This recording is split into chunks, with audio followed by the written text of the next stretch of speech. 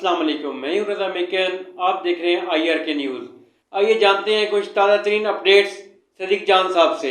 सुहेल अफरीदी साहब का मामला, सुहेल अफरीदी साहब के मामले पे मौलाना फजल रहमान साहब के हवाले से तो मैं तफसील से बात करूंगा कि मौलाना साहब बुरे तरीके से ट्रैप हो गए, इस्तेमाल हो गए और उनके पल्ले कुछ भी नहीं रहा। लेकिन कल जस्टिस अतीक शाह जो है उन्होंने ऑर्डर कर दिया है और मैं आपको एक शख्सियत का नाम बता देता हूँ जो सुहेल अफरीदी का इंतखाब हुआ है, यानी इलेक्शन हुआ है, जो अदालत के अंदर जंग लड़ी गई है और जो लीगल प्रोसीजर को कंप्लीट किया गया है, जो आईनी प्रोसेस को कंप्लीट किया गया है, जो बहुत ज़बरदस्त कानूनी और आईनी हिकमत अमली जो है वो अपनाई गई है। ये सारी की सारी आईनी और कानूनी हिकमत अमली के पीछे अगर कोई एक नाम है तो उनका नाम है सलमान अकरम राजा साहब। सलमान अकरम राजा साहब जो हैं वो जब KPK पहुंचे, क्योंकि उसी रात इलेक्शन ये कराने लगे थे तहरीक इंसाफ के MPs, तो उन्होंने जाके रोका। उन्होंने कहा कि हमने तमाम लीगल प्रोसीजर को कंप्लीट करना है, हमने कोई किसी तरह का फ्लॉ नहीं छोड़ना। और फिर वही हुआ, उन्होंने प्रोसेस को आईनी तौर पे कंप्लीट करवाया और बहुत एग्रेसिवली उन्होंने चीज़ों को लेकर चले। यहाँ पे एक चीज़ बड़ी हैरानकुन है कि KPK के अंदर, पेशावर हाई कोर्ट के अंदर केस है और ना बैरिस्टर गौर साहब वहाँ पे आते हैं, ना पेश होते हैं, ना इस सारे प्रोसेस का बैरिस्टर गौर साहब हिस्सा बने हैं। मेरी इतला ये है कि बैरिस्टर गौर साहब जो है वो अब खुद भी साइडलाइन होना चाह रहे हैं और क्योंकि उनकी बात नहीं मानी गई, वो इस बात के हामी थे कि अली अमीन गंडापुर साहब को कंटिन्यू करवाया जाए, उनको ना हटाया जाए। और उसके बाद वो ये भी समझते थे कि सुहेल अफरीदी साहब की बजाय किसी और का नाम दिया जाए। और वो आज अडियाला तो पहुंचे हुए थे और लेकिन वो वहां पे 2-3 दिन से वो नजर नहीं आए पेशावर में। कल भी वो नहीं थे जब असम्बली में इतना बड़ा दिन था, इतना तारीखी मौका था कि इमरान खान के नामजद उम्मीदवार सुहेल अफरीदी जो है उनके लिए वोटिंग हो रही थी। और कल खैर बड़ा तारीखी दिन था। कल हम खुद वहाँ पे प्रेस गैलरी में बैठे थे, हमने बहुत कुछ देखा। उस पर मैं आपके साथ अपने जो तासुरात हैं वो शेयर भी करूँगा। और मैं क्योंकि ट्रैवलिंग में था, मैं व्लॉग नहीं कर सका और आपको बताऊंगा बहुत सारी चीज़ें जो हमारी वहाँ पे कबायलियों से मुलाकातें हुई, लोगों से मुलाकातें हुई, PTI के वर्कर से मुलाकातें हुई, PTI के रहनुमाओं से मुलाकातें हुई, चीज़ें किस तरह जा रही हैं, क्या होगा, वो मैं आपको तफसील से बताऊंगा। लेकिन बैरिस्टर गौहर साहब जो है उनका ना जाना बहरहाल एक सवालिया निशान है।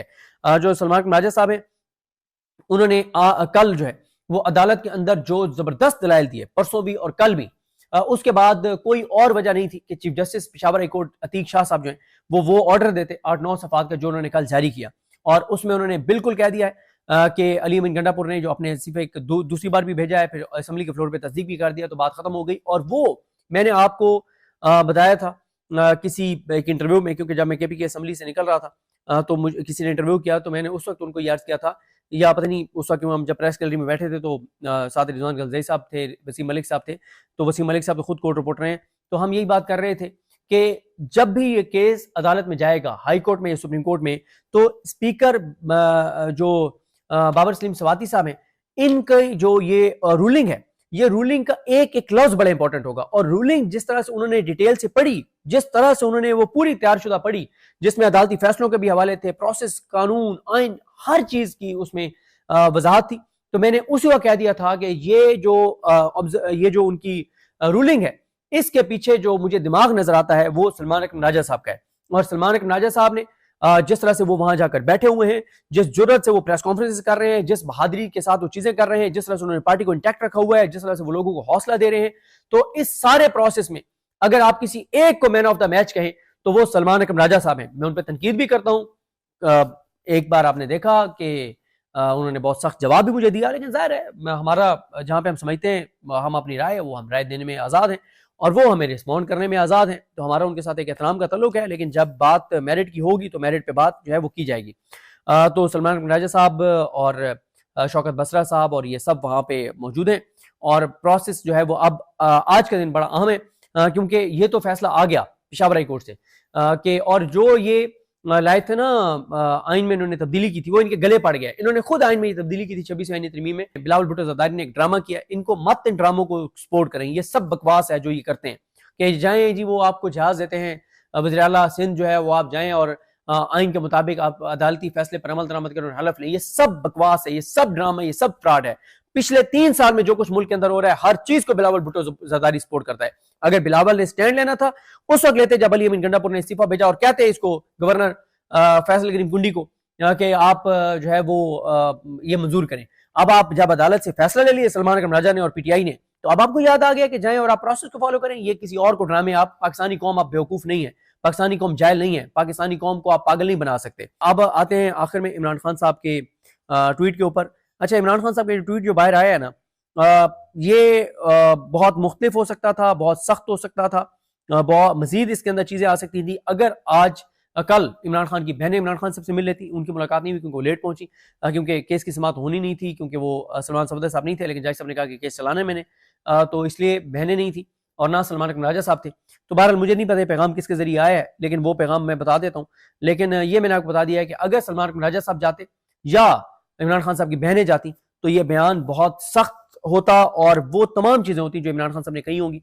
अब यह है कि बातें तो वो शायद कुछ उसमें से होंगी जो इमरान खान साहब ने कही है, लेकिन अल्फाज जो हैं वो बहरहाल जरूर जो है वो चेंज जो है वो किए गए होंगे। तो इसलिए जो है वो पढ़ देता हूं मैं जरा इमरान खान साहब का ट्वीट जो है। इमरान खान साहब का ट्वीट जो है उसमें इमरान खान साहब कहते हैं कि जो उनका मौक़िफ़ जो बताया गया कि खैबर पख्तूनख्वा हुकूमत में तब्दीली का अमल ऐसन तरीके से मुकम्मल होने पर अपने तमाम मेंबरान असम्बली को मुबारकबाद पेश करता हूँ। खैबर पख्तूनख्वा के अरकान ने जिस नजरिए पर डट कर बिना किसी अगर मगर के मेरे नामजद करदा वज़ीर आला को वोट दिए हैं वो काबिल सताइश है। मैं अली मिन गंडापुर को भी खराज तहसीन पेश करता हूँ जिन्होंने बगैर किसी तरद्दुद के एक नहीं 3 मरतबा इस्तीफा दिया। ये हमवार ट्रांजिशन इस बात का सबूत है कि खैबर पख्तूनख्वा में तहरीक इंसाफ के नजरिए का बोल बाला है। सुहेल अफरीदी को खुसूसी पैगाम देना चाहता हूँ कि वो मेरा ओपनिंग बैट्समैन है, लिहाजा खुलकर खेलना चाहिए। उन्होंने फ्री हैंड दे दिया है उनको, और इतलात ये भी है कि उन्होंने जो है वो सुहेल अफरीदी साहब को कह दिया कि वो अपनी मर्जी की काबीना जो है वो लेकर आए। पाकिस्तान तहरीक इंसाफ, इमरान खान कहते हैं कि पाकिस्तान तहरीक इंसाफ मुल्क की सबसे बड़ी जमात है। इससे मुंसलिक लोगों को सिर्फ इसलिए गद्दार कह देना कि वो किसी पॉलिसी से मुतफिक नहीं, इंतहाई खतरनाक अमल है। इस बुनियाद पर गद्दारी के सर्टिफिकेट बांटने और रियासत मुखालफत का लेबल लगाने वालों की दुकान बंद होनी चाहिए। बतौर सियासतदान ऐसी किसी भी पॉलिसी पर तनकीद करना मेरा हक है जो अवाम के मफाद, मुल्क की सलमियत और जमहूरियत के खिलाफ हो। ऐसी ही पॉलिसी की मुखालफत की है और करता रहूंगा जो मुल्क की मफाद के खिलाफ हो। खैबर पख्तूनख्वा में अवाम ने हमें मैंडेट दिया है और हम DGISPR को नहीं, खैबर पख्तूनख्वा के अवाम को जवाब दे हैं। इसलिए हम पाकिस्तान और सूबे के अवाम के मफाद के खिलाफ कभी नहीं जाएंगे। मेरी फौज से कोई दुश्मनी नहीं, फौज भी मेरी है, मुल्क भी मेरा है और अवाम भी मेरी है। मेरे अपने खानदान के कई लोग फौज से ताल्लुक रखते हैं। 1965 की जंग में हमारे जमान पार के 8 में से 7 घरों से मेरे खानदान के लोग फौज में थे और मुल्क का दिफा कर रहे थे। मुझे अफसोस होता है जब दहशतगर्दी की जंग में फौज के सिपाहियों का खून बहता है, मगर इसके बावजूद बदअमनी कायम रहती है और दोनों तरफ हमारे लोग मारे जाते हैं। तारीख से साबित है कि सिर्फ मिलिट्री ऑपरेशन दहशतगर्दी का हल नहीं है। हमारा असूली मौक़िफ़ है कि खैबर पख्तूनख्वा में मिलिट्री ऑपरेशंस काबिल कबूल नहीं है, क्योंकि इसमें कोलैटरल डैमेज के नाम पर मासूम लोग शहीद होते हैं और वो अपने इलाकों से दरबदर होते हैं। कई दहाइयों से बड़े ऑपरेशन करके दहशतगर्दी खत्म करने की कोशिश में हैं, मगर यह नासूर खत्म नहीं हो रहा। हर साल बहुत सा कीमती खून बह रहा है। कभी फौज और पुलिस फोर्सेस के एहलकारों की शहादतें होती हैं तो कभी मासूम शहरी दहशतगर्दी के वाकयात में जान की बाजी हार जाते हैं। इमरान खान कहते हैं कि हमेशा कहा है कि दहशतगर्दी के मुकम्मल खात्मे के लिए बंद कमरों के फैसलों की बजाय एक मौसर सियासी बसीरत पर मबनी जामे हिकमत अमली की जरूरत है। सियासी नुमाइंदों और KPK हुकूमत की मौजूदगी और मुशावरत के बगैर बनाई गई कोई भी पॉलिसी काबिल कबूल नहीं। दहशतगर्दी के खिलाफ पॉलिसीज बनाते हुए तमाम अहम स्टेक होल्डर से बात की जाए, चाहे वो मकामी कबाइल हों या KPK हुकूमत, वफाकी हुकूमत या अफगान हुकूमत। अफगानिस्तान के साथ बातचीत के बगैर दहशतगर्दी का मसला नहीं हो सकता। खैबर पख्तूनख्वा की नई हुकूमत को एक मरतबा फिर से हिदायत करता हूँ कि दहशतगर्दी के खिलाफ तमाम फरीकैन के साथ बात करके मौसर और जामे हिकमत अमली बनाएं, ताकि सूबे में मौसर और देर पा अमन कायम हो और नतीजतन मईशत बहाल हो। हर जमहूरी माशरे में अवाम को एहतजाज का हक हासिल होता है। निहत्ते लोगों पर तशद्दुद करना और सीधी गोलियां चलाना किसी तौर काबिल कबूल नहीं है। तहरीक लब्बैक के साथ जो जुल्म हुआ, तहरीक इंसाफ 3 सालों से यही जुल्म बर्दाश्त कर रही है। 26 नवंबर को डी चौक में भी ऐसे ही खून की होली खेली गई जब हमारे निहत्ते कारकुनान पर स्नाइपर से गोलियां चलवाई गई। मैं मुरीद के साने में बेहमाना तशद्दुद और निहत्ती अवाम को गोलियां मारने की पुरजोर मजम्मत करता हूँ। ये कहना है इमरान खान साहब का। तो नाज़रीन, ये थी आज की ताज़ा तरीन अपडेट्स जो आपने जानी सदीक जान की ज़बानी। इसी के साथ अपने मेज़बान रज़ा मेकन को इजाज़त दीजिए। अल्लाह हाफिज़।